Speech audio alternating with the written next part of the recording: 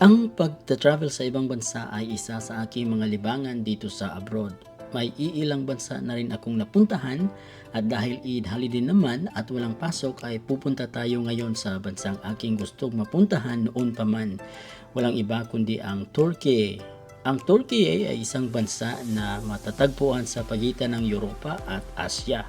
Ito ay mayaman sa kasaysayan at kultura. Ang bansang ito ay tanyag sa mga magagandang tanawin tulad ng Hagia Sophia at Pamukkale. Bukod dito, kilala rin ito sa masasarap na pagkain tulad ng kebab at baklava. Sa kabuuan, isang kaakit-akit at makulay na bansa ang Turkey. Pero bago ang lahat, paano nga ba ako nakarating dito sa Turkey? Hi guys, nandito po ako ngayon sa Sapco Bus from Alcobar to Dammam Marina Mall. Ito po yung pinakamurang paraan upang kayo ay makapunta sa Dammam Airport. Kung kayo po ay taga Cobar, all you have to do is sumakay po kayo dito sa Sapco Bus papuntang Marina Mall.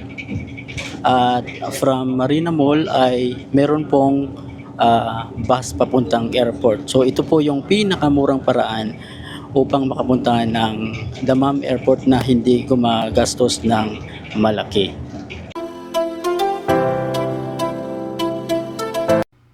Nandito na po tayo ngayon sa loob ng bus from Marina Mall, Dammam to Dammam International Airport. Hi guys, nandito na po ako ngayon sa Dammam International Airport.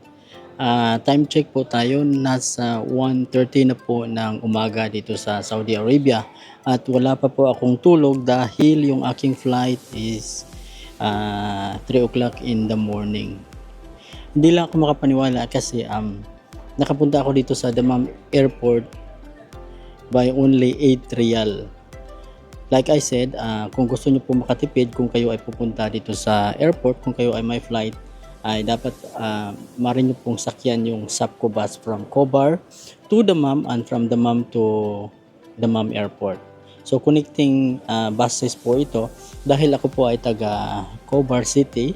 So doon po ako nagsimula. So yung bayad po sa Sapco Bus papuntang Dammam ay nasa 4 riyal lang. At yung papunta naman ng airport is the same din, nasa almost 4 riyal lang. So nasa 8 riyal lang po yung aking binayad papunta dito sa Dammam International Airport. So hindi ako makapaniwala dahil usually from Cobar to Dammam International Airport ay nasa 130 to 150 riyal yung pamasahe by taxi. So ngayon po ako ay naghihintay sa aking flight and of course I am very excited dahil first time ko po makapunta dito sa bansang aking pinangarap, itong Turkey. So samahan niyo po ako at lilibutin po natin yung Istanbul. At nandito na nga tayo sa loob ng eroplano. Sobrang excited. Ang direct flight pala from Saudi to Turkey ay nasa 4 na oras lang po. I guess nandito na po ako ngayon sa Istanbul City. So kasalukuyan ako po ay nandito sa aking kwarto. So paano nga ba makatipid kung ikaw ay mag-travel abroad?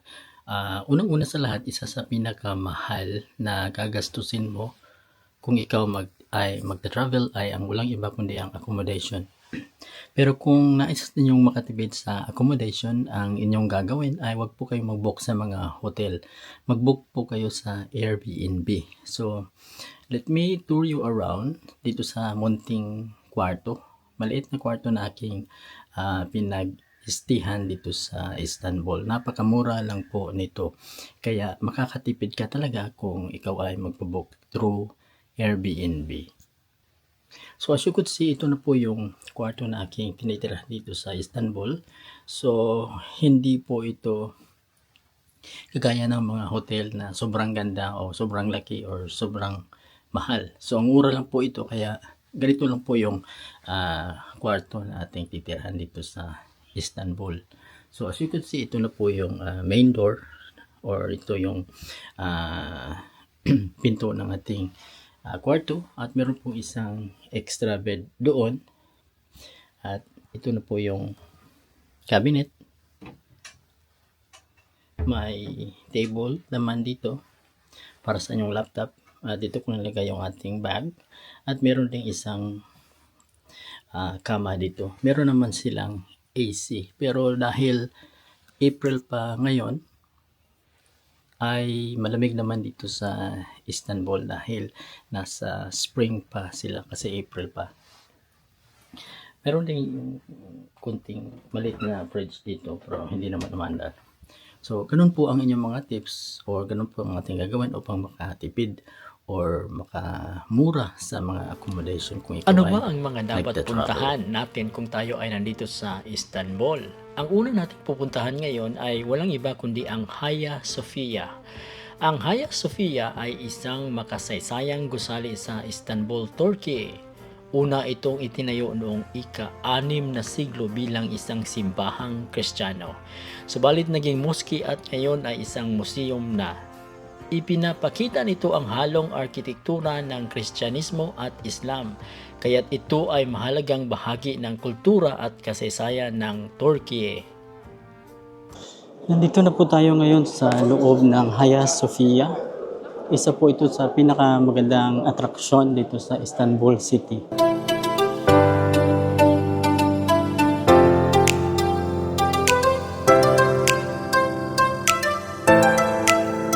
Susunod naman nating puntahan ay ang Blue Mosque. Di kalayuan sa Hagia Sophia ay ang Blue Mosque. Ito ay kilala bilang Sultan Ahmed Mosque. Ay isa sa mga pinakatanyag na mosque sa Istanbul, Turkey. Ito ay ipinatayo noong ika-17 siglo sa ilalim ng pamumuno ni Sultan Ahmed I. Ang mosque na ito ay kilala sa kaniyang kamangha-manghang arkitektura at disenyo na kung saan ang kaniyang malalaking bintana at mga minaret ay nagbibigay buhay sa kabuuang kaanyuan nito. Ang pangalan nitong mosque ay nagmula sa mga pinto at bintana na may dekorasyong azul na azulejo tiles. Sa loob makikita ang mga magagandang disenyo ng mga musiko at detalyadong kagandahan ng arkitektura. Kabilang na ang mga malalaking kupol, mga haligi at mga arkong nagsisilbing palamuti. Ang Blue Mosque ay isa rin sa mga pangunahing lugar ng pagsamba sa Istanbul at patuloy na bumibighani sa mga bisita mula sa buong mundo dahil sa kanyang kahalagahan sa kasaysayan, arkitektura at kultura ng Turkey. Sunod naman nating pupuntahan ay ang Obelisk of Theodosius. Ang Obelisk of Theodosius ay makasaysayang istruktura na matatagpuan sa Sultan Ahmed Square sa Istanbul. Ito ay unang itinayo sa Ehipto noong panahon ng dinastiyang 18 bago ito nakuha at dinala sa Constantinople or Istanbul ngayon ni Emperor Theodosius I noong ika-4 na siglo. Ang obelisk ay may taas na humigit kumulang na 20 metro at may kaugnayan sa Egyptian sun god na si Ra. Ang mga inscription sa base nito ay nagpapakita ng mga pag-aalay sa mga Diyos at mga tagumpay ng emperor. Ang Obelisk of Theodosius ay isa sa mga natitirang istrukturang nagpapakita ng ugnayan sa pagitan ng Byzantine Empire at ng dating Egyptian civilization at patuloy na bumibighani sa mga bisita bilang bahagi ng kasaysayan at kultura ng Istanbul. Bago tayo magpatuloy ay subukan muna natin itong Turkish ice cream na napakasarap na I would highly recommend kung kayo ay nandito sa Istanbul City. What is the flavor? Vanilla, chocolate, pistachio, lemon, strawberry, caramel. Okay, pistachio.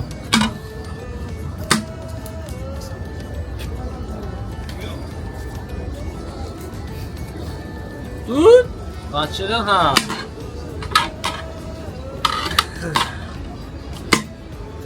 Ama.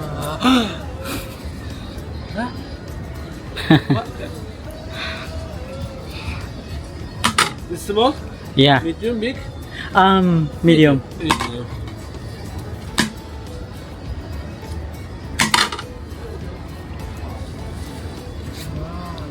Ah.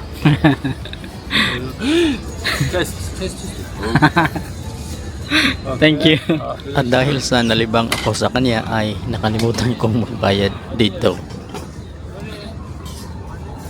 Sorry. At ang pinakahuli nating pupuntahan ngayon ay walang iba kundi ang Topkapi Palace. Ang Topkapi Palace ay isang napakayaman at napakagandang palasyo na matatagpuan sa Istanbul, Turkey. Ito ay itinayo noong ika-15 siglo at ginamit bilang opisyal na tirahan ng mga sultano ng Ottoman Empire. Ang palasyo ay may halos 700,000 na metro kwadrado ang lawak na mayroong napakaraming silid, hardin at atraksyon. Sa loob ng Topkapi Palace makikita ang mga magagandang koleksyon ng mga artepaktong relihiyoso, kagamitan, alahas at mga likhang sining na nagpapakita ng yaman at kasaysayan ng Ottoman Empire. Isa rin itong lugar kung saan ang mga sultano ay namumuhay kasama ang kanilang mga pamilya at kawal at kung saan nagaganap ang mga mahalagang kaganapan sa kasaysayan ng imperyo.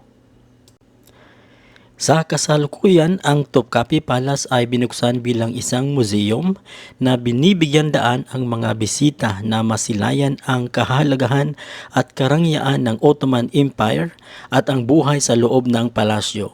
Ito ay isa sa mga pangunahing atraksyon sa Istanbul at patuloy na bumibighani sa mga turista mula sa iba't ibang panig ng mundo.